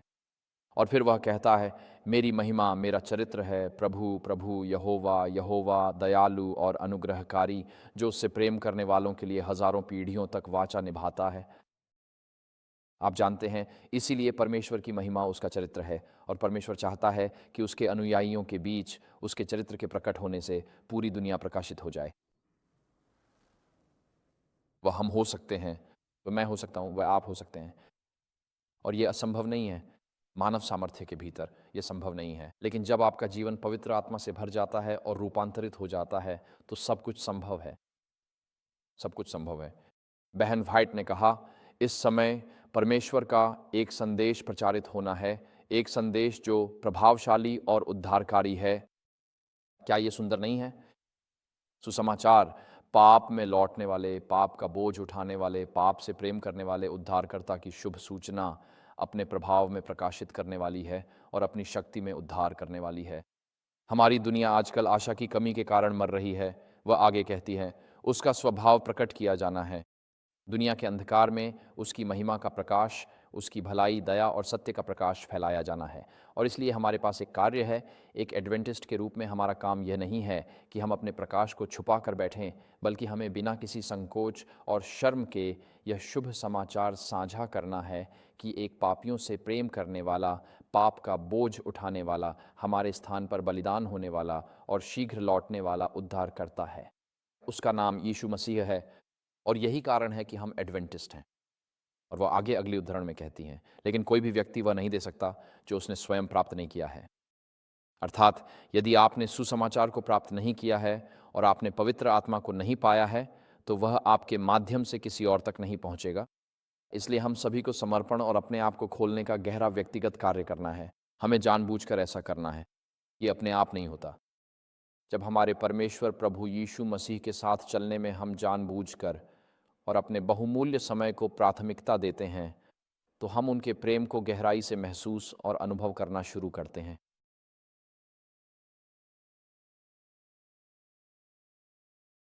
जीवन में आने वाला यह महान परिवर्तन। इसके पश्चात वह आगे विस्तार से कहती हैं, क्योंकि परमेश्वर, मैं पूरी श्रद्धा के साथ कहता हूँ, आमीन और आमीन। सबसे महत्वपूर्ण और ध्यान देने योग्य मुख्य बात यहाँ यह है कि कोई भी व्यक्ति दूसरों को वह वस्तु या ज्ञान कभी नहीं दे सकता जो उसने स्वयं अपने जीवन में वास्तव में अनुभव या प्राप्त नहीं किया है। तो यदि आप एक कलीसिया के प्राचीन एल्डर हैं और आप बीमारों की मुलाकात, लोगों के साथ बाइबल अध्ययन और शिक्षा व प्रचार के सेवा कार्य में लगे हुए हैं, जो कि एक प्राचीन की मुख्य जिम्मेदारियां हैं, यदि आप प्रतिदिन परमेश्वर के वचन से अपने कुएं को नहीं भर रहे हैं, तो आपकी सेवकाई में वह कुआं सूख जाएगा। लगभग 1 सप्ताह के भीतर आप निरंतर सेवकाई, खुशखबरी साझा करने, लोगों को परामर्श देने, प्रचार और शिक्षा में शामिल नहीं रह सकते यदि आप स्वयं अपने कुएं को लगातार नहीं भर रहे हैं। आपकी सेवकाई सूख जाती है और आप खुद भी लगभग 2 या 3 दिनों में सूखा महसूस करने लगते हैं। आप सूख जाते हैं और इसलिए आप वह नहीं दे सकते जो आपने स्वयं प्राप्त नहीं किया है। इसलिए मसीही जीवन एक दैनिक यात्रा है। ये एक रोज़ का अनुभव है। हमें आज हमारा प्रतिदिन का भोजन दे, हमें प्रार्थना करना सिखाया गया है। मत्ती अध्याय 6 में लिखा है, और हमें बुरे से बचा, जिसका अर्थ है कि हमें रोज़ाना शारीरिक और आत्मिक रूप से जीवित रहने के लिए भोजन की आवश्यकता होती है। और रोज़ाना हमें परमेश्वर की आवश्यकता होती है कि वह हमें शैतान के हमलों से बचाए, क्योंकि वे हमले बहुत वास्तविक हैं। अगला स्लाइड कृपया। क्राइस्ट्स ऑब्जेक्ट लेसन्स पृष्ठ 419 में लिखा है, यदि सभी प्राप्त करने के लिए तैयार हों तो सभी पवित्र आत्मा से भर जाएंगे। ये यीशु के लूका 9 में किए गए वादे के समानांतर है कि यदि आप खोजेंगे तो आपको मिलेगा, यदि आप मांगेंगे तो आपको मिलेगा, और यदि आप खटखटाएंगे तो आपके हृदय का द्वार खुलेगा और पवित्र आत्मा आपके जीवन में प्रवेश करेगा। ये यीशु का आज हमारे लिए वादा है। हर सुबह मैं पवित्र आत्मा के उपहार के लिए प्रार्थना करता हूँ, क्योंकि इसी से मैं इस टूटे संसार में संभल पाता हूँ। मैं प्रार्थना करता हूँ कि वह मेरे हृदय से क्रोध मिटाकर अनुग्रह, प्रेम और क्षमा भर दे। इसी तरह मैं जीवित रह सकता हूँ। आप किसी धर्मयुक्त संघर्ष में शामिल नहीं हो सकते बिना अंदर से नकारात्मक रूप से बदल जाए, जब तक कि पवित्र आत्मा हमेशा आपके साथ ना हो, जो हर दिन आपके हृदय की सर्जरी करता है। यही समस्या है किसी भी संघर्ष में, आत्मिक संघर्षों में शामिल होने की, जैसे कि मैं भी कुछ संघर्षों में हूँ। जैसा कि आप स्वयं जानते हैं, आप एक धर्मयुक्त संघर्ष में शामिल हो सकते हैं, लेकिन धर्मयुक्त लड़ाई लड़ते हुए आप अंदर से आत्मिक रूप से विकृत हो सकते हैं। यदि आप उस धर्म युद्ध में हैं, तो आत्मिक मधुरता हेतु प्रतिदिन पवित्र आत्मा से स्वयं को मधुर रखने की प्रार्थना करें। हर रात क्रोध और कड़वाहट के खरपतवार दूर करें। इस प्रक्रिया में ईमानदार रहें। यदि सभी तैयार हों तो वे पवित्र आत्मा से परिपूर्ण हो जाएंगे। ये एक सुंदर वादा है। ये उसी के समानांतर है जो यीशु ने लूका 11:9 से 13 में कहा है। अगली स्लाइड में आगे कहा गया है, यह हर आत्मा का विशेषाधिकार है कि वह एक जीवित माध्यम बने, जिसके माध्यम से परमेश्वर अपनी अनुग्रह की संपत्ति, मसीह की अथाह संपत्ति संसार तक पहुंचा सकता है। मसीह को इससे अधिक और कुछ नहीं चाहिए कि ऐसे प्रतिनिधि हों जो संसार के सामने उसकी आत्मा और चरित्र को प्रस्तुत करें। दुनिया को जितनी आवश्यकता उद्धारकर्ता के प्रेम की मानवता के माध्यम से प्रकट होने की है, उतनी किसी और चीज़ की नहीं है। स्वर्ग उन माध्यमों की प्रतीक्षा में है ताकि पवित्र तेल उंडेल कर मानव हृदयों को आनंद और आशीष मिले। मैं एक बार अस्पताल के बिस्तर पर एक मुस्लिम डॉक्टर के साथ बैठा था। वह शराबी था, उसे लिवर सिरोसिस था और वह मौत से कुछ ही घंटे दूर था, मृत्यु से बहुत दूर नहीं था। वह पहले ही अपने परिवार से विदा ले चुका था। हम एक छोटे से अस्पताल के कमरे में बैठे थे जो मूल रूप से एक गोदाम जैसा था, और वहाँ बिस्तर लगे हुए थे। आपको अपनी चादरें खुद लानी पड़ती थीं, अपना खाना खुद लाना पड़ता था, अपनी दवाइयों के पैसे खुद देने होते थे, और डॉक्टरों को बुलाने के लिए भी आपको पैसे देने पड़ते थे। असल में अस्पताल सिर्फ एक ऐसी जगह थी जहाँ बीमार लोग इकट्ठा होते थे। बस उनके लिए कुछ भी नहीं किया जाता था जब तक कि आप उनके हाथ में डॉलर न रख दें। और यह आदमी मर रहा था, वह एक मुसलमान था और वह अपने पहलू पर लेटा हुआ था। जब लोग मर रहे होते हैं तो आप देख सकते हैं वे जैसे धीरे धीरे फीके पड़ते जाते हैं, उनकी ऊर्जा कम होती जाती है। और उसकी नज़र चली गई थी, उसकी बोली चली गई थी, और वह मुश्किल से ही अपना शरीर हिला पा रहा था, और वह अपने पहलू पर एक छोटे से गौरैया की तरह सिकुड़ कर लेटा हुआ था। और डॉक्टरों ने कह दिया था, तुम सिरोसिस लिवर से मर रहे हो, हम तुम्हारी मदद नहीं कर सकते। तो मैंने उसका हाथ पकड़ा और कहा, डॉक्टर नामिक, शायद उसका नाम यही था। मैंने कहा, अगर आप मुझे सुन सकते हैं तो मेरा हाथ दबाइए। मेरे हाथ में हल्का सा दबाव महसूस हुआ। कोई बात नहीं। आमतौर पर सुनने की शक्ति सबसे आखिरी में जाती है। आपको पता है, मरते हुए रिश्तेदार के बिस्तर के पास सावधान रहना चाहिए, क्योंकि अगर आप ऐसी बातें कहने लगें जैसे, हाँ, मैं कभी उससे सच में प्यार नहीं करता था, वो एक चिड़चिड़ी बूढ़ी औरत थी, और फिर वो ठीक हो जाती है, आपको वसीयत से बाहर कर दिया जाएगा, तो हाँ, धन्यवाद बहन। इसलिए ध्यान रखें कि आप क्या कहते हैं। अगर आप किसी की कब्र के पास या किसी मरते हुए व्यक्ति के बिस्तर के पास हैं, उनकी बाइबल मांगें और उसमें देखें कि कौन कौन से हिस्से रेखांकित किए गए हैं। यशायाह 54 और यशायाह 55, इसका मेरे लिए बहुत मतलब है। उन हिस्सों को उन्हें फिर से पढ़कर सुनाएं जो रेखांकित किए गए हैं, क्योंकि आप जानते हैं वही बातें उनके जीवन में उनके दिल को छू गई थी। और जब वे मर रहे होते हैं तो वे शब्द उस पल में उन्हें अविश्वसनीय सांत्वना देंगे। इसलिए मरीज की बाइबल मांगें और जब वे मर रहे हों तो उन्हें वही शब्द पढ़कर सुनाएं जिन्हें उन्होंने खुद रेखांकित किया है। खैर, मैं डॉ नामिक के पास बैठकर मैंने उनका हाथ पकड़ा और कहा, डॉ नामिक, मैं ईसाई हूं और आप मुस्लिम, पर मुझे विश्वास है यीशु आपको चंगा कर सकते हैं। क्या मैं आपके लिए उनसे प्रार्थना करूं? पर कोई जवाब नहीं मिला। मैंने कहा, डॉ नामिक, क्या आप मुझे सुन सकते हैं? एक हल्की पकड़ थी और उनकी पत्नी पहले ही अलविदा कह चुकी थीं और वह बाहर मिडिल ईस्ट की परंपरा के अनुसार विलाप कर रही थीं। और मैंने कहा, डो नामिक, मैंने कहा, आप मर रहे हैं। मैंने कहा, क्या आप चाहते हैं कि मैं यीशु से प्रार्थना करूं कि वे आपको चंगा करें?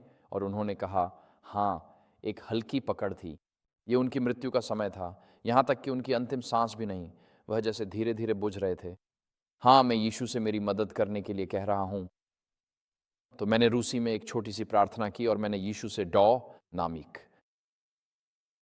और फिर मैंने इसे एक प्रार्थना के साथ समाप्त किया और मैंने कहा, डॉ नामिक ने कहा, दो स्विदानिया। अब दो स्विदानिया का शाब्दिक अर्थ है दो यानी तक, स्विदानिया यानी हमारी अगली मुलाकात। तो दो स्विदानिया का मतलब है हमारी अगली मुलाकात तक। यह फ्रेंच शब्द और रिवॉर की तरह है जिसका अर्थ है जब तक हम फिर से मिलें। जर्मन में गुड बाय के लिए शब्द है ऑफ वीडरजेन जिसका अर्थ है जब तक हम फिर से मिलें। अंग्रेजी में गुड बाय शब्द मिडिल इंग्लिश के God be with you until we see again का संक्षिप्त रूप है। तो जब हम लोगों को गुड बाय कहते हैं तो असल में हम कह रहे होते हैं, ईश्वर आपको सुरक्षित रखे जब तक हम फिर से मिलें। आप हमेशा के लिए अलविदा नहीं कह रहे, बस इतना कह रहे हैं जैसे और रिवॉर। और इसलिए मैंने डॉ नामिक से कहा, सो दो स्विदानिया डॉ नामिक। पका, जो बहुत ही बोलचाल की रूसी है, का मतलब है कभी फिर मिलेंगे। और फिर मैं अपने ऑफिस वापस चला गया। ये उम्मीद नहीं थी कि वह जीवित रहेगा। और अगले दिन वह उस क्लिनिक में आ गया जो हम चला रहे थे, जैसे कि वह पूरी तरह स्वस्थ हो। उसकी लिवर सिरोसिस पूरी तरह से ठीक हो गई थी। और यह मुस्लिम डॉक्टर सबको बताने से नहीं रुक पा रहा था कि यीशु ने उसके शरीर को चंगा किया और उसे फिर से जीवन दिया। और वह मुस्लिम डॉक्टर, वह प्रधानमंत्री का कार्डियोलॉजिस्ट था। उसने प्रधानमंत्री को बताया, वो खुद एडवेंटिस्ट नहीं बना, लेकिन उसने प्रधानमंत्री से कहा कि शहर में एडवेंटिस्ट हैं और इस आदमी ने मेरे लिए प्रार्थना की, और जब डॉक्टरों ने मुझे जवाब दे दिया था और मैं मर रहा था, तब यीशु ने मुझे चंगा किया। वह कहता है, आपको इन एडवेंटिस्टों की प्रार्थनाओं को सुनना चाहिए। खैर, उसने प्रधानमंत्री को बताया कि क्या हुआ था, और कुछ साल बाद प्रधानमंत्री संसद में खड़े हुए और सरकार देश में सभी चर्चों, प्रोटेस्टेंट चर्चों को बैन करने जा रही थी। प्रधानमंत्री ने एडवेंटिस्ट चर्च की ओर से बात की। उन्होंने कहा, भगवान उनकी प्रार्थनाओं के माध्यम से काम करते हैं। वे हमारे समुदाय के लिए एक आशीर्वाद हैं, उन्हें छूना मत। और आज तक हम उस मुस्लिम देश में अब भी एक कानूनी चर्च हैं। आपको अंदाज़ा भी नहीं है कि एक मरते हुए आदमी के लिए की गई एक साधारण प्रार्थना का कितना बड़ा प्रभाव हो सकता है। आपको यह भी नहीं पता कि यह कितनी बड़ी विशेषाधिकार है। जैसा कि शास्त्र कहता है, हर आत्मा का यह विशेषाधिकार है कि वह एक जीवित माध्यम बने जिसके द्वारा परमेश्वर अपनी कृपा के खजाने, मसीह की अथाह संपत्ति संसार तक पहुंचा सके। और हमारे पास यह विशेषाधिकार है यदि हम बुद्धिमान कुंवारियों में से होना चाहते हैं। जब वे बुद्धिमान कुंवारियां आने वाले दूल्हे का इंतजार कर रही होती हैं, यहाँ तक कि रात के 10 बजे भी, तो वे केवल अपने लिए ही प्रकाश नहीं रखती। रात के 11 बजे हैं, आधी रात में 5 मिनट बाकी हैं, वे अपनी दीपक ऊंचा उठाए हुए हैं और वे दुनिया को यह बता रहे हैं कि इस अंधकार के बीच एक दूल्हा आने वाला है। हम देखते हैं कि यहाँ अंधकार है, लेकिन हम चाहते हैं कि आप प्रकाश की ओर देखें। हम मसीह के आगमन की घोषणा करेंगे, चाहे यह दुनिया उनके बारे में कुछ भी कहे। हम मसीह के आगमन की घोषणा करेंगे, हम उसके लिए जिएंगे, हम बिना किसी शर्म या माफ़ी के सुसमाचार का प्रकाश चमकाएंगे, चाहे दुनिया का घृणा मसीह के अनुयायियों की ओर क्यों न हो। तो जब वे सबसे अंधेरे समय में अपना प्रकाश चमका रहे हैं, जैसा कि इस दृष्टांत में है, इसका मतलब है कि वे अपने दांत भींच रहे हैं। वे सुसमाचार को अच्छे समय में नहीं बल्कि बुरे समय में बांट रहे हैं। वे अपनी गवाही देना नहीं छोड़ेंगे, चाहे इस दुनिया ने उनके साथ कुछ भी किया हो, चाहे कलीसिया ने उनके साथ कुछ भी किया हो, चाहे समाज उनके बारे में कुछ भी सोचता हो, वे हार नहीं मानेंगे। हम दुनिया को बताते रहेंगे कि एक उद्धार करता है, वह एक स्थान लेने वाला उद्धार करता है, वह पापों को दूर करने वाला उद्धार करता है, और वह शीघ्र ही आने वाला उद्धार करता है, और वह पापियों से प्रेम करने वाला उद्धार करता है, और वह मेरे लिए आ रहा है और वह तुम्हारे लिए आ रहा है।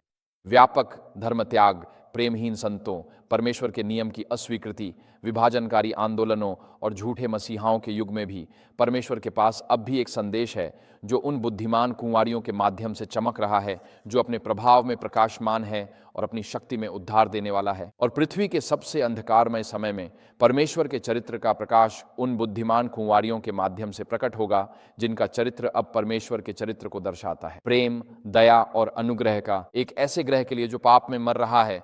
तो अब हम आज सुबह यहाँ अपनी 3 अवस्थाओं में से तीसरी अवस्था पर आते हैं, और वह है दूल्हे का आगमन। और इसके लिए मैंने वहां एक और आधुनिक चित्र पाया है दूल्हे के आगमन का, और मत्ती 25:7-9 में लिखा है, तब वे सब कुंवारियां उठीं और अपनी अपनी दीपकें ठीक कीं। ये सभी 10 कुंवारियां थीं। दूल्हा आ रहा है।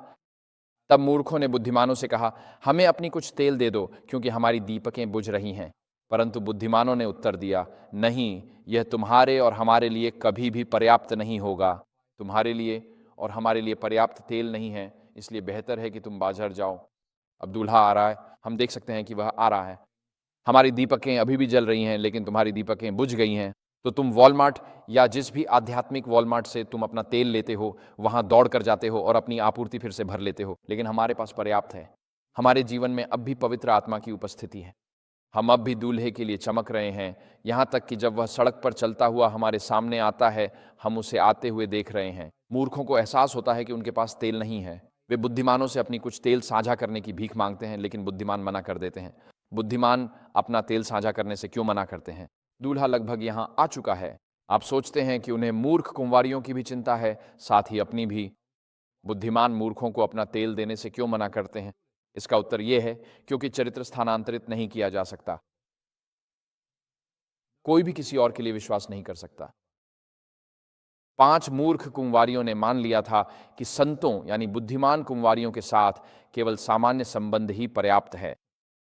उन्होंने किसी तरह यह मान लिया था। सिर्फ धार्मिक जीवन की रस्मों को निभाना, हर हफ्ते चर्च आना, प्रार्थना सभा में भाग लेना, ईमानदारी से दशमांश देना, यह पढ़ना, वह पढ़ना और सप्त स्कूल का पाठ पढ़ना, अगर आपके पास सच में इसके लिए समय है।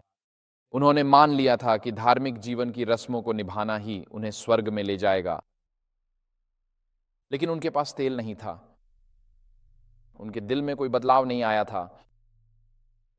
वे केवल रस्म निभाने वाले एडवेंटिस्ट हैं, लेकिन वे वास्तव में परिवर्तित एडवेंटिस्ट नहीं हैं। यीशु ने कहा, नया जन्म लिए बिना कोई परमेश्वर के राज्य में नहीं जा सकता।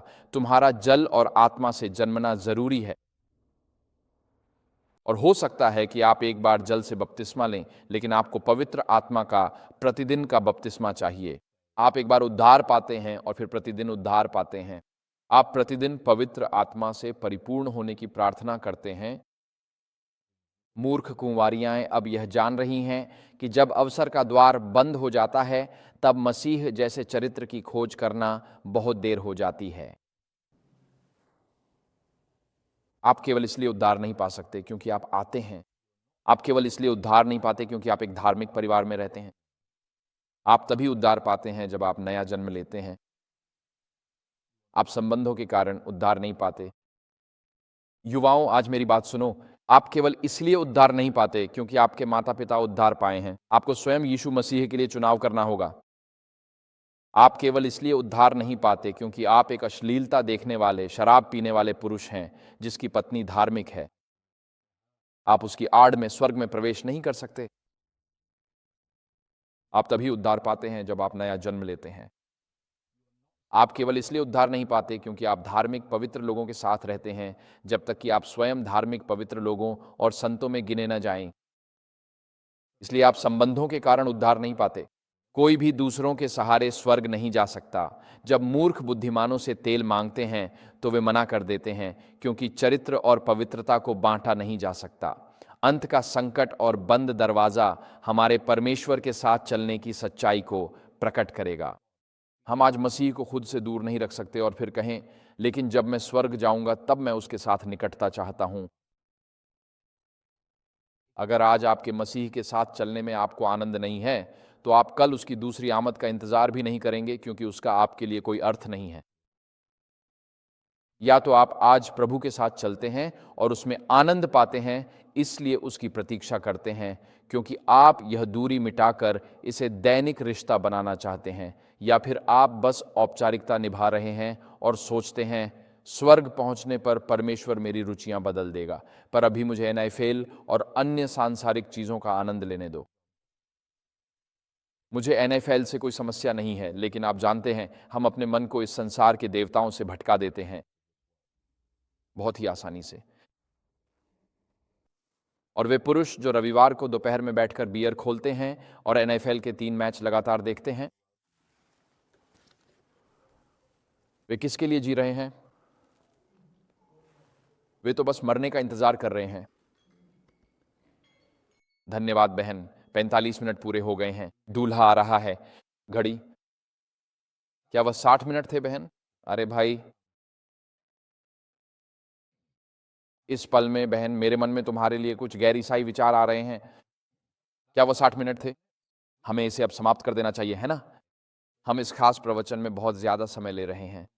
तो खैर, जब दूल्हा आता है, मत्ती 25 अगली आयत यहाँ है, जब वे खरीदने गए दूल्हा आ गया, जो तैयार थे वे उसके साथ विवाह भोज में चले गए और दरवाजा बंद कर दिया गया। यही है अनुग्रह का अंत। बाद में अन्य कुंवारियां भी आईं और बोलीं, प्रभु हमारे लिए द्वार खोलें। उसने उत्तर दिया, मैं तुम्हें नहीं जानता। अनुग्रह का समय बीतने पर तुम्हारा चरित्र स्थिर हो जाता है और स्वर्गीय न्याय समाप्त होता है, तब तुम्हारी अनंत नियति तय हो जाती है। मूर्ख कुंवारियां तेल खरीदना चाहती हैं, पर समय समाप्त होने पर तुम और तेल नहीं पा सकते, क्योंकि अब आप पवित्र आत्मा का बपतिस्मा नहीं पा सकते। चरित्र परिवर्तन अनुग्रह काल के अंत और भावी न्याय से पहले होना चाहिए।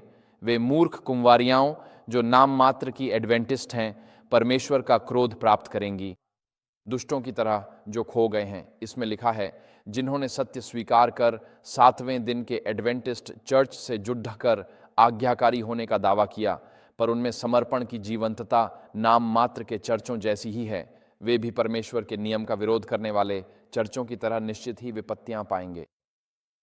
केवल वे ही जो सत्य के द्वारा पवित्र किए गए हैं, स्वर्गीय महलों में शाही परिवार का हिस्सा बनेंगे। मसीह उनके लिए स्थान तैयार करने गए हैं जो उनसे प्रेम करते हैं और उनकी आज्ञाओं का पालन करते हैं। ये बहुत ही गंभीर विचारणीय शब्द हैं। परख की अवधि समाप्त होने के बाद 2 समूह होते हैं, एक वे जो प्रकाशित वाक्य 16 की अंतिम विपत्तियां प्राप्त करते हैं, और दूसरे वे जो यिर्मयाह के अनुसार यिर्मयाह का संकट का समय से गुजरते हैं। दुष्ट वे जो परमेश्वर की विपत्तियां प्राप्त करते हैं, वही दुष्ट हैं, वे ही कुकुरमुत्ते हैं और वे ही मूर्ख कुंवारियां हैं। एडवेंटिस्ट, खोए हुए एडवेंटिस्ट, क्योंकि उन्होंने पवित्र आत्मा के तेल को अपने हृदय को बदलने नहीं दिया। और जो बुद्धिमान हैं, वे एक परीक्षा के समय से गुजरते हैं ताकि ब्रह्मांड के सामने अपने विश्वास की गहराई को प्रदर्शित कर सकें और अपने विश्वास के अंगीकार की सत्यता, उसकी सच्चाई को दिखा सकें। यीशु के फिर से आने से पहले हर कोई कठिन समय से गुजरता है और मूर्ख कुंवारियां भी दुष्टों में गिनी जाती हैं और उस दृष्टांत में उन्हें बाहर निकाल दिया जाता है। वे परमेश्वर की अंतिम विपत्तियां प्राप्त करेंगी। ये एक गंभीर संदेश है। ये वह संदेश नहीं है जिसे आप हर समय देना चाहेंगे, लेकिन यदि आप लोगों को इन बातों के बारे में चेतावनी नहीं देते हैं, तो आप धार्मिकता के प्रचारक के रूप में अपना कर्तव्य नहीं निभा रहे हैं। मत्ती 7:22-21-23 में यीशु ये कहते हैं, हे प्रभु कहने वाला हर कोई स्वर्ग के राज्य में प्रवेश नहीं करेगा। अगली स्लाइड देखिए। बल्कि वही जो मेरे स्वर्गीय पिता की इच्छा पूरी करता है। उस दिन बहुत से लोग मुझसे कहेंगे, हे प्रभु, क्या हमने तेरे नाम से भविष्यवाणी नहीं की, तेरे नाम से दुष्ट आत्माओं को नहीं निकाला और तेरे नाम से बहुत से सामर्थ्य के काम नहीं किए? तब मैं उनसे स्पष्ट रूप से कह दूंगा, मैंने तुम्हें कभी नहीं जाना। मेरे पास से दूर हो जाओ हे कुकर्मियों। और मत्ती के सुसमाचार में जो कुकर्मी शब्द है वह है अनोमिया, जिसका शाब्दिक अर्थ है बिना व्यवस्था के।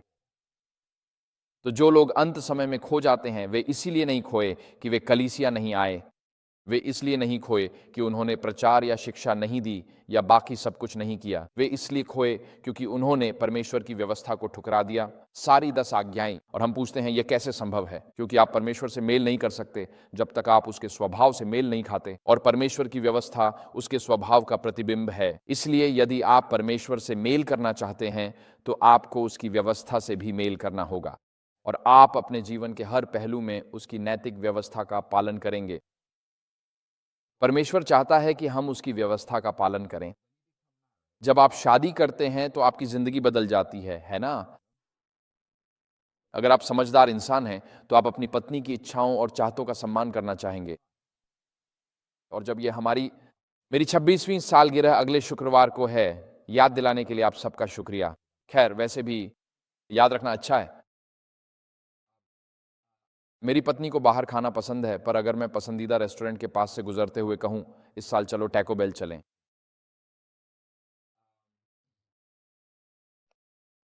नहीं, यह काम नहीं करेगा, समझे? और तुम तो अभी शादीशुदा भी नहीं हो, और फिर भी बहन, तुम जानती हो, ठीक है, मैं जो कहना चाहता हूं वह यह है, अगर तुम मुझसे प्रेम करते हो तो मेरी आज्ञाओं का पालन करो। जब आप एक वाचा संबंध में होते हैं तो देखिए, आप हर चीज में दूसरे पक्ष को खुशी देने की कोशिश करते हैं, और जो परमेश्वर की व्यवस्था को अस्वीकार करते हैं, उसकी इच्छा और स्वभाव को भी नकारते हैं। इसलिए मैं आज आपको प्रोत्साहित करना चाहता हूं कि आप परमेश्वर से प्रार्थना करें कि वह आपको एक उद्धार पाए हुए मसीही के रूप में अनुग्रह दे, कि आपका जीवन उसके स्वभाव की अभिव्यक्ति बने, और यह उसकी आज्ञाओं का पालन करने के द्वारा प्रकट होता है। इससे अधिक दुखद शब्द कभी नहीं कहे गए। वे मूर्ख कुंवारियां विनाश का अनुभव करेंगी, यह अवसर की कमी से नहीं होगा। वे नाम मात्र के एडवेंटिस्ट रहे, जो केवल औपचारिकताएं निभाते रहे। उन्होंने कभी अपना हृदय प्रभु के अनुग्रह को समर्पित नहीं किया। उन्होंने पवित्र आत्मा को बार बार नकारा और हृदय कठोर कर लिया। उन्होंने ईश्वरीय व्यवस्था अपनाने की प्रार्थना करने के बजाय अपनी शर्तों पर जीना चुना। यही इन मूर्ख कुंवारियों की त्रासदी है। उनके पास उद्धार पाने का हर अवसर था, फिर भी वे खो गईं। मत्ती 25:13 इस दृष्टांत का मुख्य संदेश। यीशु कहते हैं, इसलिए जागते रहो, क्योंकि तुम न तो उस दिन को जानते हो और न ही उस घड़ी को। यहां संदेश यह है कि बीते हुए दिनों की आत्मिक उपलब्धियों पर मत टिके रहो। हर सुबह पवित्र आत्मा से भरने की प्रार्थना करो। हर दिन अपनी इच्छा को मसीह की परिवर्तित करने वाली शक्ति के अधीन कर दो। हर दिन वादा किए गए नए हृदय के अनुभव के लिए प्रार्थना करो। हर दिन पवित्र आत्मा के साथ सहयोग करने और आत्मिक विकास की अपेक्षा करो, ताकि वह तुम्हें हमारे उद्धारकर्ता यीशु मसीह की छवि और स्वरूप में बदल सके। यही है यीशु का दिन प्रतिदिन अनुसरण करना। जितना मैं उनके करीब आता हूं, उतना ही मैं उनके जैसा बनता जाता हूं। मैंने 26 साल की शादी के बाद यह महसूस किया है कि इतने वर्षों के बाद आप लगभग हर तरीके से एक दूसरे के और भी करीब आ जाते हैं। कुछ समय बाद आप एक दूसरे की तरह दिखने भी लगते हैं। मेरा मतलब है, सच में आपकी पसंद भी एक जैसी हो जाती है। मेरी पत्नी से पूछने पर वह मेरी ओर से जवाब दे सकती है, क्योंकि वह मुझे जानती है। वैसे ही मैं भी कह सकता हूँ, हाँ, हम यह कर सकते हैं, क्योंकि हम स्वाभाविक रूप से एक दूसरे की सोच समझते हैं। किसी के साथ ज्यादा समय बिताने पर आप उनके जैसे होने लगते हैं। सिर्फ आप उन्हें ही नहीं बदलते, बल्कि वे भी आपको बदल देते हैं। मसीह के साथ चलते और पवित्र आत्मा में अनंत की खोज करते हुए हम उनके करीब आते हैं और उनका स्वभाव दुनिया को दिखाते हैं। इस संसार को मसीह के अनुयायी होने का दावा करने वालों की नहीं, बल्कि वास्तविक बदलाव की प्यास है। सबसे बढ़कर वह है परमेश्वर के स्वभाव की महिमा का प्रकट होना, जो 2025 में मसीहियों के माध्यम से देखा जाए। अगली स्लाइड इसी के बारे में बताती है, मसीह के विषय पाठ। हम अब समापन की ओर बढ़ रहे हैं। बहन मुझे अपनी घड़ी दिखाकर देख रही हैं। मुझे पता है कि अब मुझे इसे समाप्त करना चाहिए। इसमें लिखा है, मसीह का धर्म केवल पापों की क्षमा से कहीं अधिक है। इसका अर्थ है हमारे पापों को दूर करना और उस खालीपन को पवित्र आत्मा के अनुग्रह से भर देना। इसका अर्थ है दिव्य प्रकाश, परमेश्वर में आनंदित होना। इसका अर्थ है एक ऐसा हृदय जो स्वयं से खाली हो और मसीह की स्थायी उपस्थिति से धन्य हो। जब मसीह आत्मा में राज्य करता है, तो वहां पवित्रता और पाप से मुक्ति होती है। सुसमाचार योजना की महिमा, पूर्णता और संपूर्णता जीवन में पूरी होती है।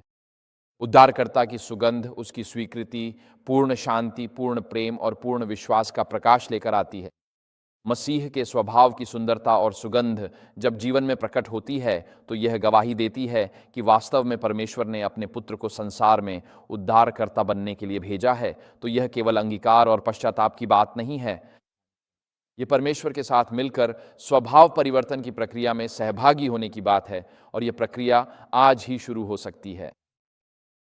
हम स्थायी रूप से बुद्धिमान या मूर्ख नहीं हैं, पर आप चुन सकते हैं कि आप किस में गिने जाएंगे। यह हमारे आज के चुनाव, प्राथमिकताओं और समय के उपयोग से तय होता है। यदि आप जानना चाहते हैं कि आप कहाँ हैं, तो खुद से पूछें। जब मैं ट्रैफिक जाम में फंसा होता हूं और विचार अनियंत्रित होते हैं, तब मेरा दिमाग कहाँ जाता है?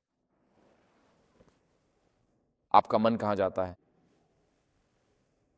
और यही आपको बताएगा कि आपका मन वास्तव में कितना पतित या पुनर्जीवित है। अपने आप से ईमानदार रहें। आप न तो हमेशा के लिए बुद्धिमान हैं, न ही हमेशा के लिए मूर्ख। हम सब रोजाना यह चुन सकते हैं कि हमें बुद्धिमानों में सलाह दी जाए।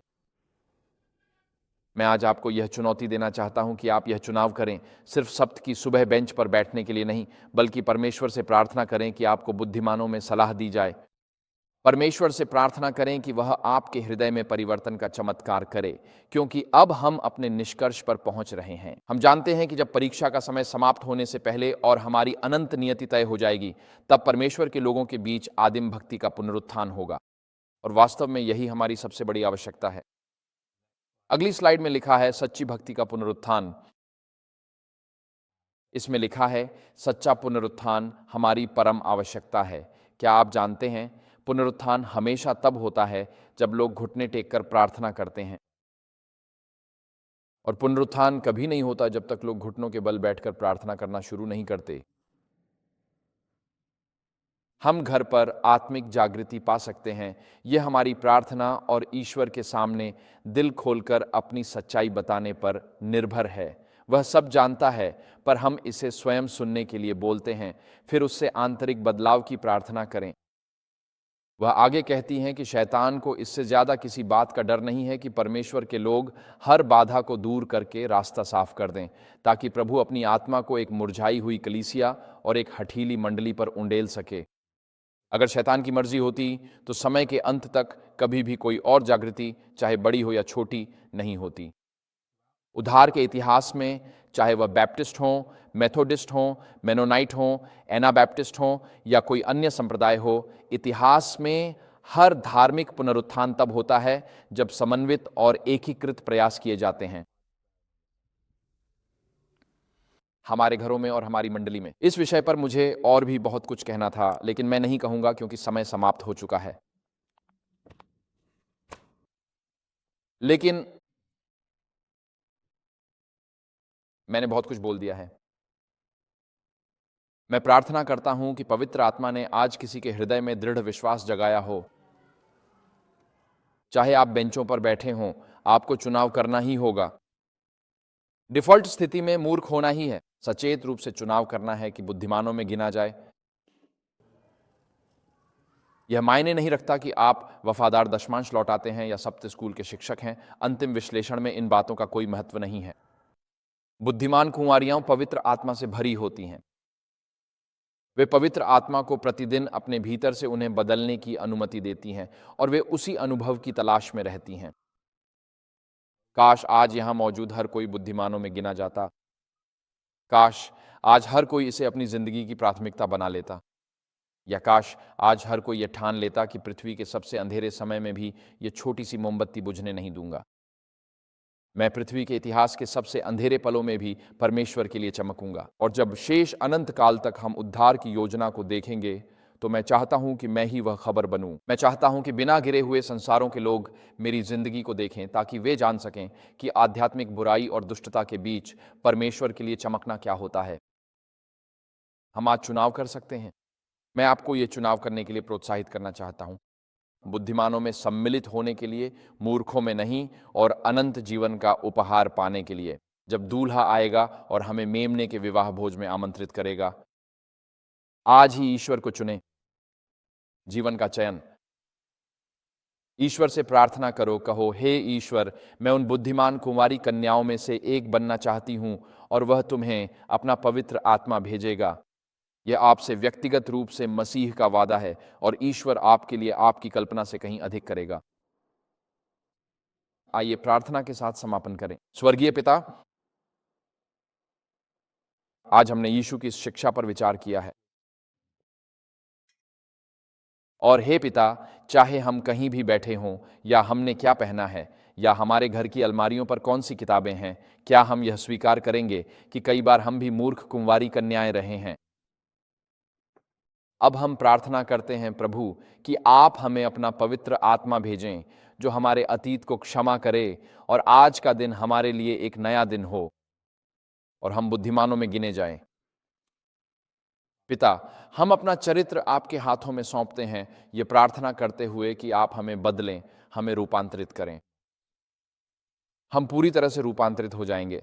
पहले जैसा कुछ भी संकेत नहीं रहेगा, बल्कि हमारे मन के नवीनीकरण के द्वारा हम इतने रूपांतरित हो जाएं कि हमारा जीवन सचमुच आपके लिए एक जीवित बलिदान बन जाए। मैं प्रार्थना करता हूं प्रभु कि यह मंडली और वे जो ऑनलाइन देख रहे हैं, जब आप हमें बुद्धिमान कुंवारियों में रूपांतरित करते हैं तो सुसमाचार का प्रकाश हमारे माध्यम से चमके। चाहे आपने हमें अपने अंगूर के बाग में जहां भी रहने के लिए बुलाया हो, कि पृथ्वी के सबसे अंधेरे समय में भी सुसमाचार का प्रकाश निर्भीकता, बिना किसी शर्म या माफ़ी के और अडिग होकर चमके। हम आपके लिए तब तक चमकते रहेंगे जब तक यीशु फिर से नहीं आ जाते। और पिता, जब दूल्हा फिर से महिमा के बादलों में आएगा तो हम विनम्रता से प्रार्थना करते हैं कि वह हम में से हर एक को ढूंढता हुआ आए। यह हमारी प्रार्थना है हमारे प्रभु और आने वाले उद्धारकर्ता यीशु के नाम में, आमीन।